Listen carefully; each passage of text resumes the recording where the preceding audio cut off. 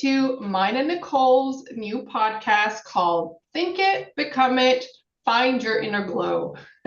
My name is Christine, and I have my co-host here, Nicole.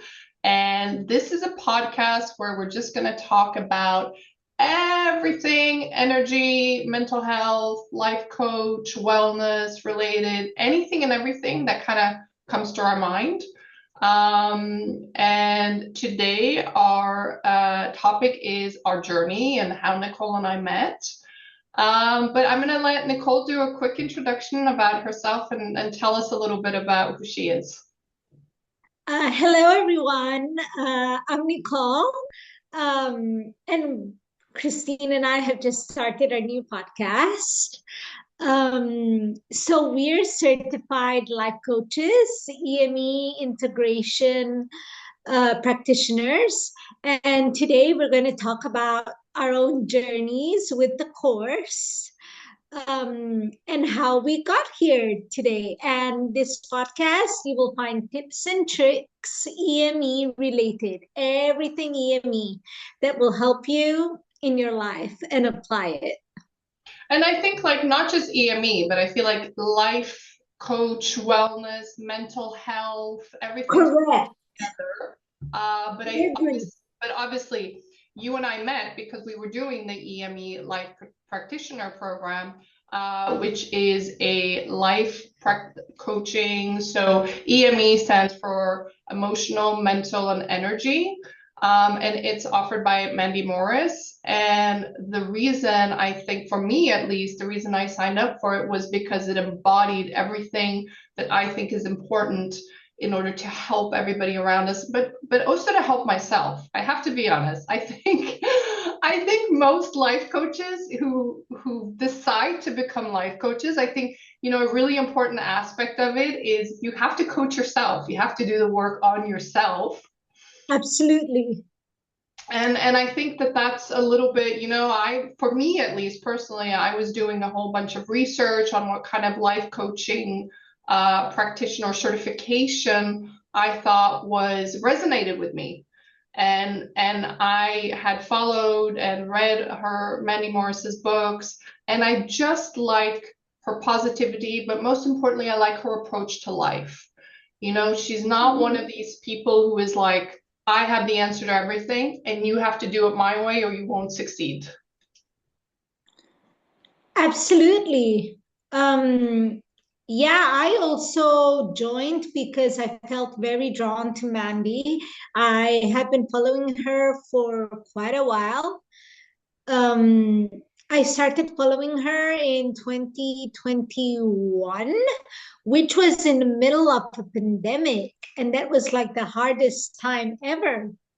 But discovering Mandy really helped me shift my mindset and really helped me move forward in rewiring my own limiting beliefs. And I felt drawn to the course to create a ripple chain effect into the world, and help others the way that Mandy's work has helped me.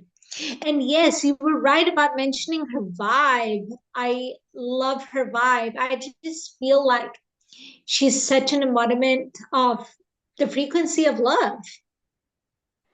100%. And she's very compassionate.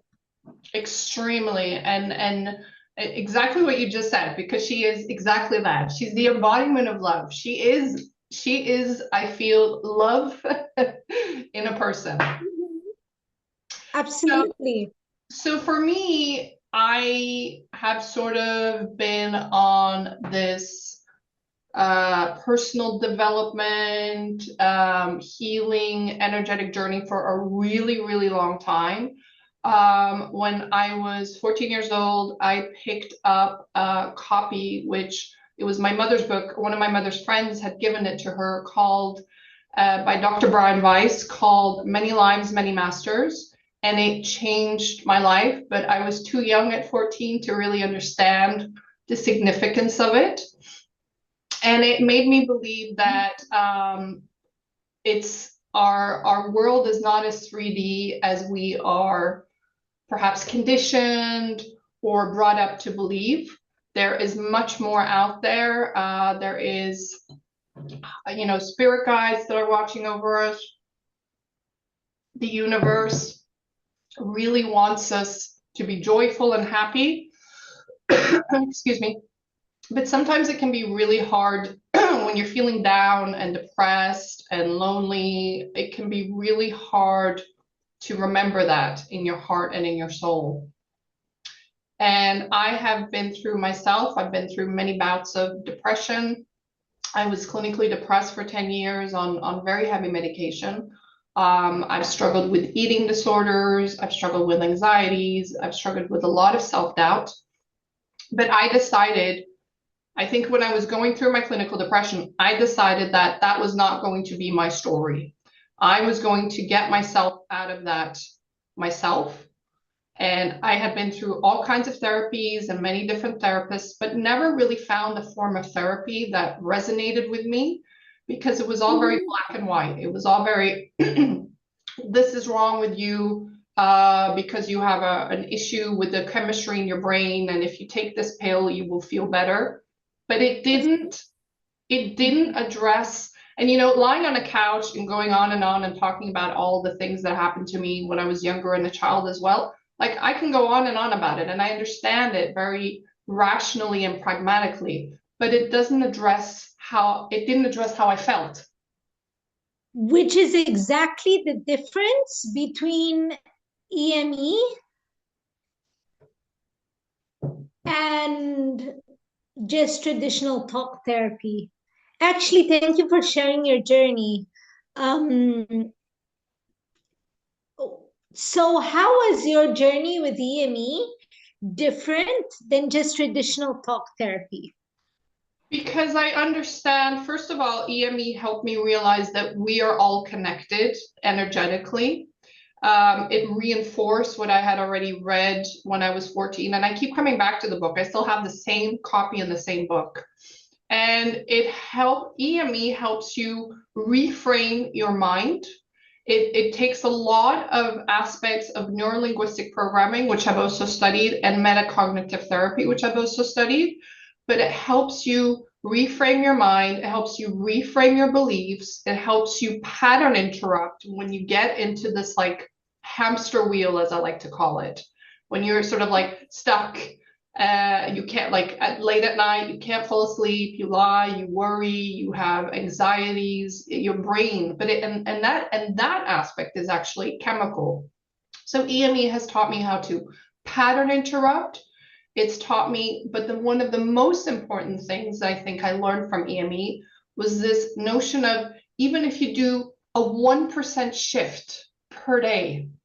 Every day, yeah. Every day. The 1% rule, I love that. And I feel that that is a way that we can be compassionate towards ourselves.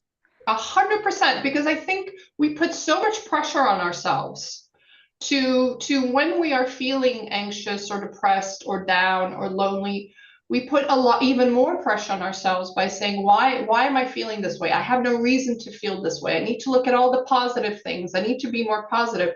And it just sort of compounds because you're putting even more burden on your shoulders on sort of getting out of that funk.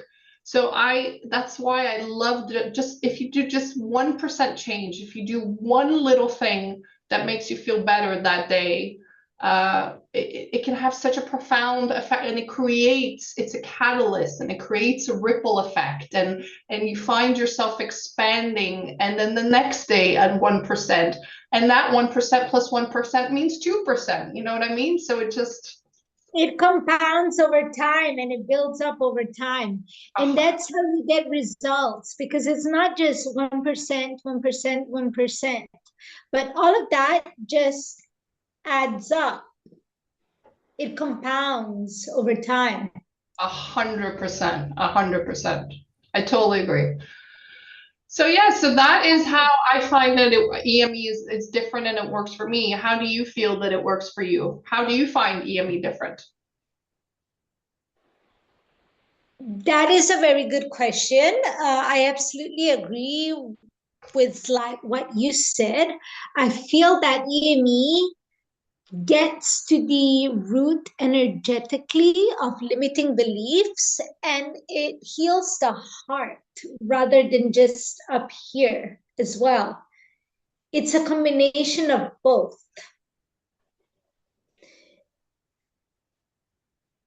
So talk therapy might help us, because I also went to therapy, to talk therapy, and it helped me to a certain extent. It was a stepping stone to something further. Um, and yeah, EME really helped me get to the energetic root from the heart space, rather than just understanding things rationally and intellectually. It gets to the root of how we feel from our hearts 100%. through the embodiment of love, Yeah, and compassionate. yeah. You know, it's interesting. I have this this life theory or life belief that I like to live by, and I have a 7-year-old son, and I tell him the same thing.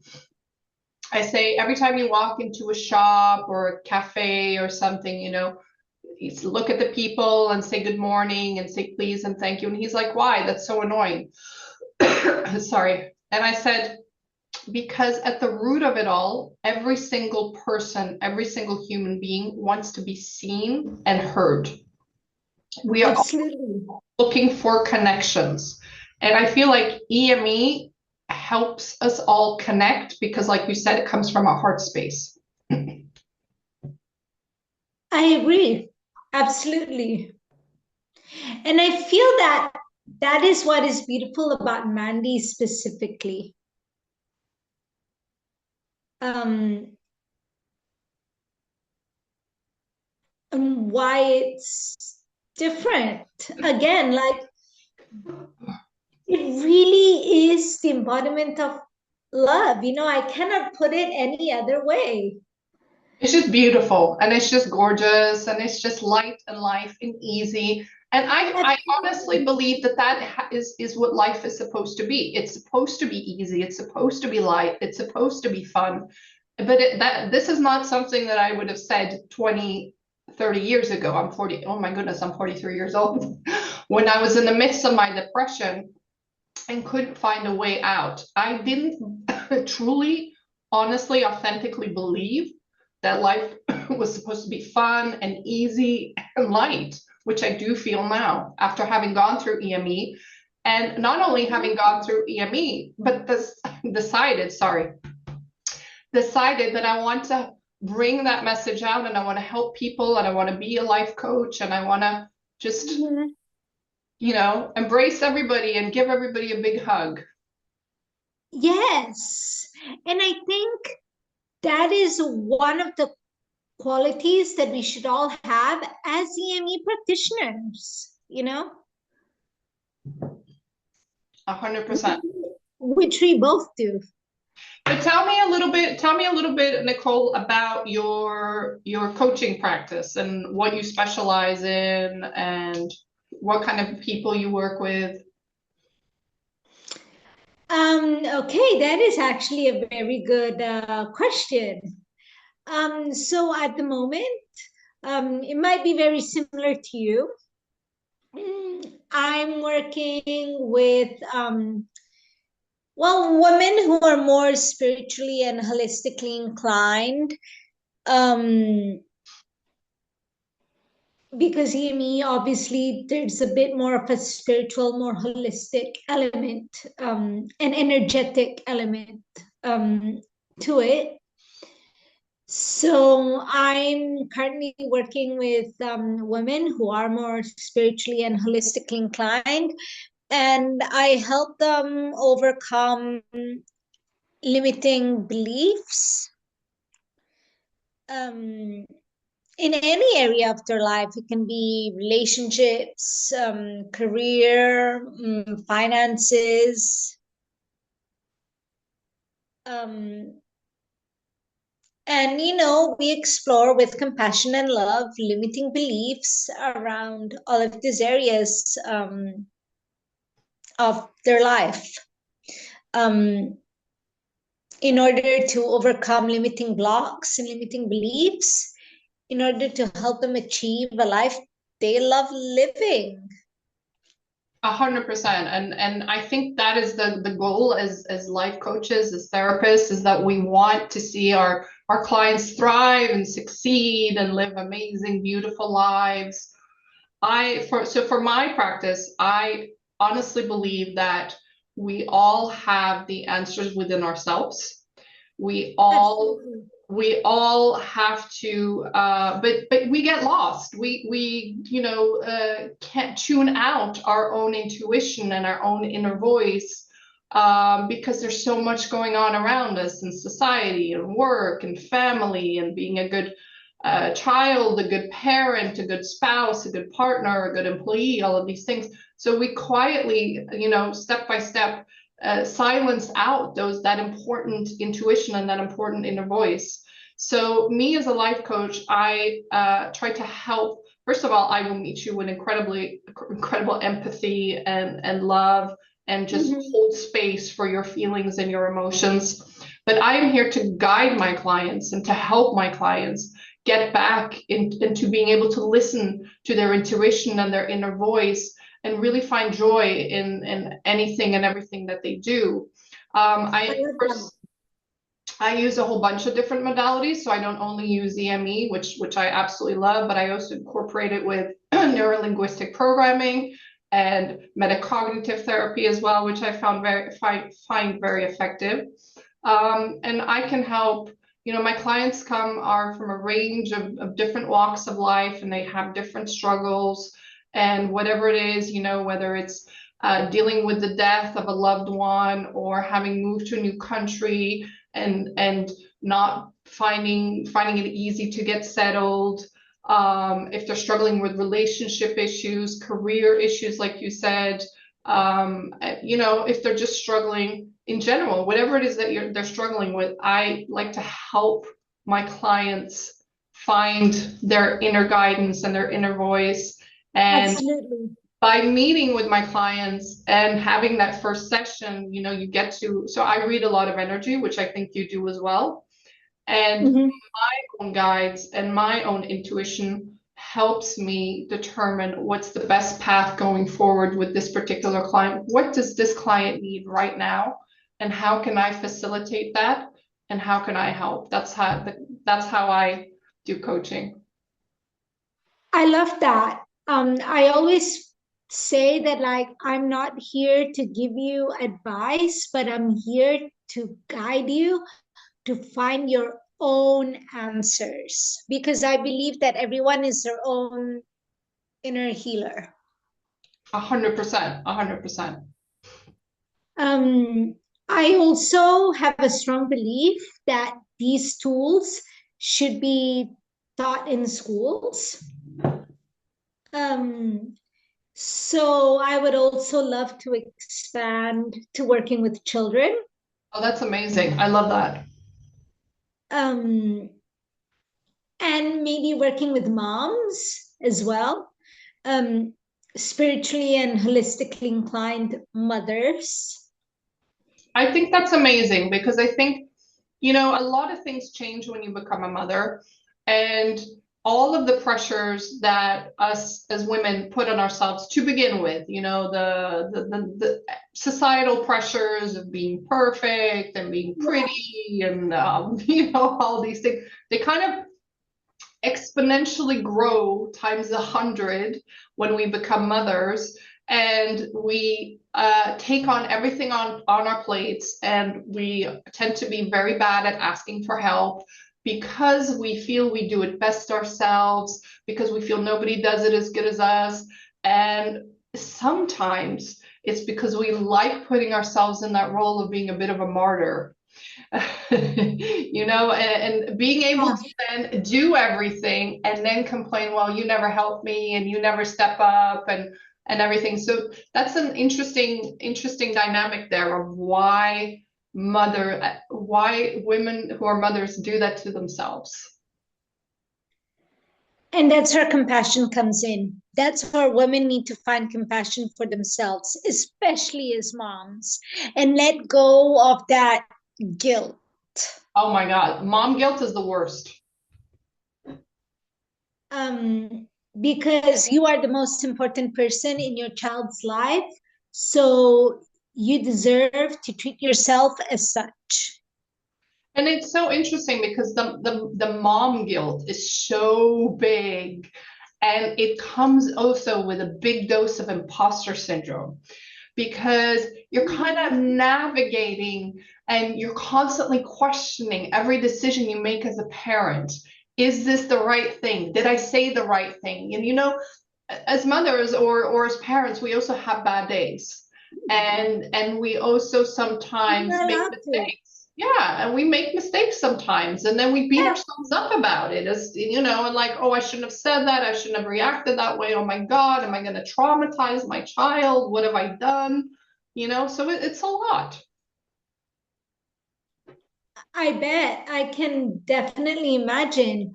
But that's where compassion comes in, and that's where rewiring limiting beliefs comes in, like I'm allowed to have a bad day, I'm allowed to make mistakes. Yeah, for sure. So, but what's interesting is what I just realized now as I'm talking to you, Nicole, is that even though I am a certified EME practitioner, even though I have studied NLP and metacognitive therapy, it's interesting because I think a lot of our clients expect us to have all the answers and to never have any self-doubt and never have any bad moments or anything. So can you tell me a little bit about what one thing that you do every single day that you feel helps you when, to either for a pattern interrupt or when you feel like you're having a bad day and you need to snap yourself out of it? Can you give some tips? That is actually an incredibly great question. So what I like to do is, okay, so to release negative emotions when I'm having a bad day, I like to get into this meditation where I call my higher self in. I notice where I'm feeling the emotions in my body. Am I feeling it in my shoulders? Am I feeling it in my chest? Am I feeling it in my arms? So I just notice what I'm noticing. And then I like to visualize those heavy feelings as dark clouds right above me. And then I just visualize them just lifting off my body and drifting away. Wow. And that helps me feel much lighter. Does that take a lot of time, or is that something you can do quite quickly?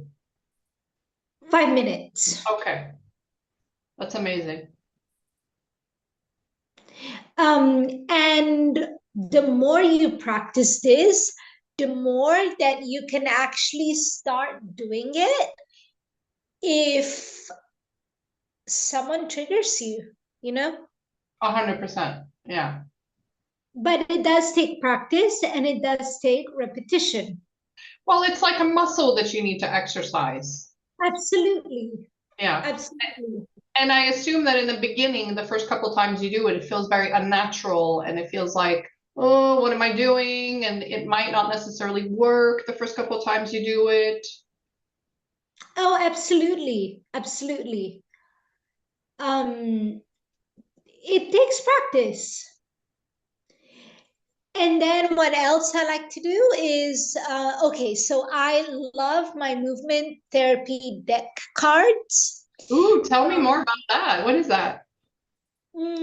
So it's a deck of cards created by this dance and movement therapist called Erica Hornthal. And she wrote a book called Body Aware, which I loved.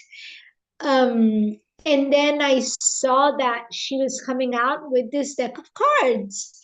And anytime you feel the need to move emotions through your body, you can just pick a card and do the activity on it. Oh, wow. But So that it can sounds, but that sounds, of, yeah, that sounds a little bit like a pattern interrupt then almost. Because it's a physical it movement. is. It Yeah. is. It is. Yeah. And not only that, but it helps you like realign yourself. Yeah. It helps. It helps moves emotions through your body. Oh, wow. I love that. Oh, I love the card deck. It helps me a lot. I can imagine. And then obviously I try to meet myself with as much compassion as I can and curiosity. So if I catch myself in a loop of negativity, I try to refocus my thoughts to something that feels a little bit better, because it's all about choosing the next best available thought. And I like to use statements such as I am happy and grateful now that. So, for example, I am happy and grateful now that this trigger comes up because it's showing me where I still need to find a bit more peace within myself. Or I'm in the process of. Think of it this way, it's a bit like, okay, let me give you an example. I can't drive a car. You cannot immediately go from I cannot drive a car to, oh, I can drive a car anywhere I want. No, you go from I cannot drive a car to, oh, I'm in the process of learning to drive a car. And then you go from I'm in the process of learning to drive a car to, oh, now I can drive a car very well and I can go anywhere I want. But it's interesting that because we live in a society that is based on instant gratification. And we want everything, we want to see results, we want everything, we want it now, we want it to happen now. And I see that not only for myself, but I see that also, for my 7-year-old son, who very often becomes frustrated or impatient if he tries something for the first time and it's not perfect. He truly is his mother's son. So I think, but it's interesting because I think you're right. We have to get into the mindset that we are all a work in progress, and that even just the 1% shift, like we talked about before, in the Absolutely. long run can bring amazing results. Absolutely. And that's how we let go of excuses, like, Yeah. Oh, we want to see instant results and I'm not seeing any. So I just won't keep going. Sometimes it does take perseverance, and having compassion for yourself. Again, I'm circling back to compassion for yourself. 100%, 100%. And that's another aspect of my coaching business as well, is that I'm an accountability coach. Because what you see is that you have clients who are like, oh, they have a goal that they want to run a marathon, they want to write a book, but they don't know how to structure it in terms of time. And because they have no one exterior to who can hold them accountable for the progress that they're doing, sometimes they start off really well, they have great intentions, they start training for the marathon really hard, they write the first chapter of the book, and then they have this like dip. So as an accountability coach as well, is I help my clients to structure and I keep them accountable, because studies have shown that if you are accountable to someone exterior to someone else, that you have a tendency to want to follow up and follow through much more. So, but I think you're right. I think we have to, and it all has to be because we are meeting ourselves with compassion, with grace, with love, with acceptance, with empathy. And as we all know, Nicole, nobody is a worse inner critic than ourselves. I mean, nobody is a worse critic than our inner critic. Absolutely. And I think having that accountability helps. Yeah, for sure. For sure. But I also like to say, like, speaking of accountability, what would confidence as your accountability partner say? yes. And this can also help a lot with imposter syndrome as well. 100%, 100%. And imposter syndrome is something we all have at some point or another. Some of us have it constantly. Some of us walk around and, oh my God, are they going to find out that I'm not good enough? And I think especially when you run your own business like you and I do, we tend to feel that, well, who am I to have my own business? Absolutely. Who am I to be a life coach and to give advice to someone? And then I have to come back to, well, hang on a second. All of my experiences and all of the things that I have gone through, and I'm sure you feel the same way, Nicole, has led me to this moment where I personally feel that I have learned so much and grown so much. And if I can help someone not have to go through the hard times that I did, if I can help someone, reframe their thought patterns, their inner critic, their beliefs, and help them skip all the painful process in the middle, that for me would be is my goal. For sure, 100%. I do feel the same way. You're right. And that's exactly it, right? When we start feeling, oh, who am I to do this? Who am I to be a coach? I still have my own issues.